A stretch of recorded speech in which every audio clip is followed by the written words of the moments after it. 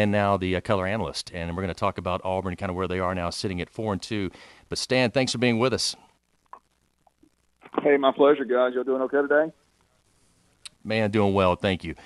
When it comes to this offense, everybody's looking at the numbers and a tough loss to Mississippi State. Auburn now sitting at 4-2. I just wanted to get your assessment. I mean, if anybody that I would really want to know their opinion about what's going on with Auburn's offense and just this team in general, it's yours. So give me your thoughts just initially.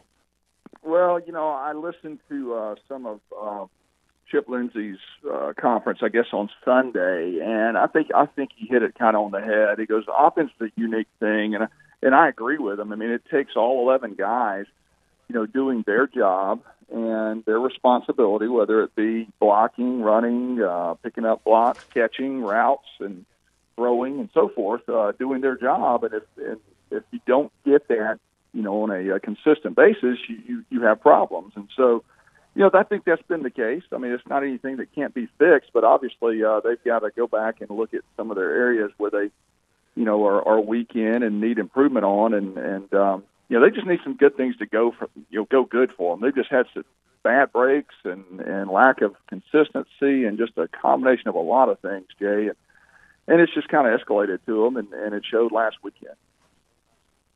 Yeah, I saw it. It was third downs, 3 of 17? Is that right, or somewhere in there? And I think it was 3 that's of not 14, going to do it. something like that, but still, yeah. 3 of 14. Okay.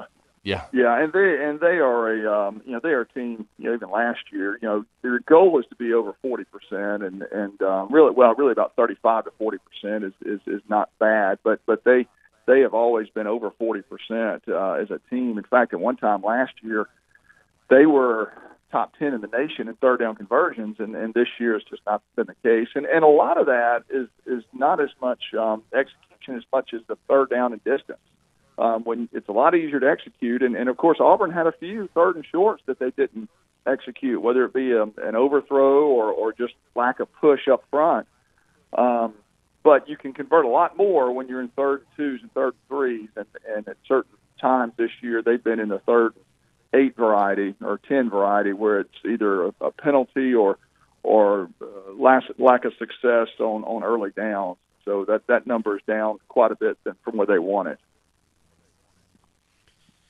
Stan, Jarrett Stidham met with the media earlier today and really just said, "Hey, look, this sort of begins and ends with me, and I'm the one with the ball in my hands, and inside this building, we all have each other's back, and we're going to continue to get better every week." What is it? What are you seeing out of Stidham these last few weeks? Well, one thing is I see a guy that's just trying to find any way to get some positive things happen for his team, and I think he may be pressing a little bit. He's getting the ball out maybe at times quicker than he wants or than he thinks that he has, because let's face it, he has had a lot of pressure at times. But when he has had the time, I think that he feels like his time clock is having to speed up a little bit, even when he's had time, and maybe stepping up into the pocket, into a throwing lane, and sometimes even kind of scrambling forward as opposed to retreating some, I think is something he has to look at on film. And, early on, we all went through it. I mean, I went through it, and there's frustrations when your offense is not clicking on all cylinders, and it does. It begins and ends with the quarterback, because the only two people touching the ball every single time is the center and the quarterback, and the center's, one of those is offensive lineman, not, shouldn't require to take the blame, and the quarterback has to. But early in games, when I was struggling to get my confidence a little bit and to get my rhythm down, I always asked the coach to get me a run in, a design quarterback draw, or maybe get me outside the pocket and let me have a run pass option to, even if I got 4 or 5 yards only, just kind of get me hit a couple of times, let me get in a rhythm.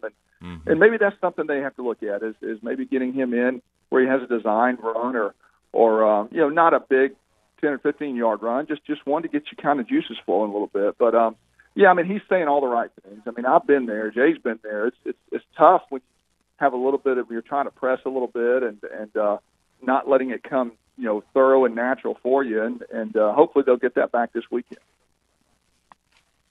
Yeah, speaking of this weekend, playing Tennessee, What's your initial thoughts of the Volunteers and what Auburn needs to do to be successful?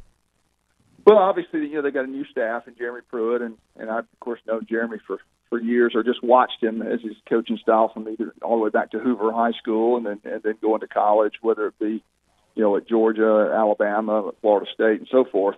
And I tell you, what I see from them is kind of like what Gus Malzahn said. I think they're a hungry team. They're obviously still learning what the coaches want from them. But I watched a little bit, not a whole lot, but just a little bit of that Georgia game, and they didn't play bad at all. I mean, the score may not have been reflective of it, but that was a very close game. Up until the latter part of the fourth quarter in that game, and Georgia kind of pulled away. So, I think, I can't stand that we don't get to see more of these. Auburn and Tennessee used to play every year. When I was there, they did, and then actually when the division split, we didn't play them latter part of my career at Auburn. So I'm glad to see them play again. I hate it's just for 1 year, and that's it. And it's been since 2013 since they played. So I'm glad to see Tennessee back on the schedule. I wish it was, like I said, every other year, but that's just part of this alignment. I want to go back real quick. We were talking about the running game, and tell Lars all the time, look, the most important thing for a quarterback is the run game because it helps you out as far as protection, also down and distance, but it also keeps you from becoming, I guess where it's just only pass or only run. Mississippi State, they ran for 349 yards. Auburn was 90 yards. I mean, that's normally we see it flip-flopped with a Gus Malzahn style offense. What can they do to prove that? That's and I think the biggest if you want to look at the biggest statistic that stood out to me was 42 minutes versus 18 of time of possession. Yep. That one I think was directly reflective on Auburn. Just kind of gave out at the end. Now, Kevin Steele, I love Kevin Steele to death. He's a great guy. He said a lot of good things, but what I saw was a defense that was just kind of worn down a little bit, and that's just directly being on the field for that long. That's just a long time to be out there. And Moorhead, give him credit. He saw something.